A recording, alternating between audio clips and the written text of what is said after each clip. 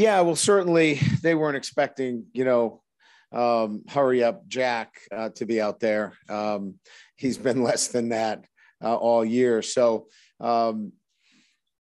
it still was about matching personnel for them. And so when we were in 12 and 13, they were trying to match personnel.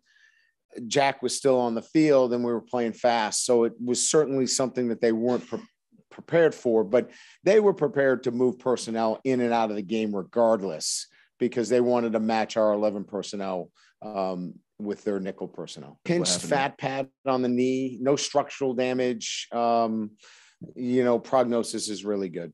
Listen, here's what we know, right? We got an experienced guy that's accurate throwing the football. He's got a live arm. He can make a lot of throws. You saw the throws he makes. He's not afraid to put the ball in tight windows. He can see the field very well. What we needed to do as coaches is we needed to put him in the position that makes him feel the most comfortable. And it's better that he doesn't have a structured offense that slows him down. We need to put him in a shotgun. I know that sounds crazy because he kind of grew up with, much more of a direct snap play action, but it's not the best version. At least that's what we felt. And so when we self-scouted and we went through the bye week, we spent most of our time putting the offense together with Jack being in much more of a tempoed offensive structure, and then fitting in Buckner where we felt like we would get matchups with defensive personnel. So yeah, we think it's extremely sustainable based upon the body of work through 4 quarters. I think if we were sputtering again, and maybe we would look at it and go, okay, this is just going to be trying to put this thing together, but we feel pretty good after today. I like guys that, have accuracy in throwing the football and see the field, and he's got accuracy and he can see the field.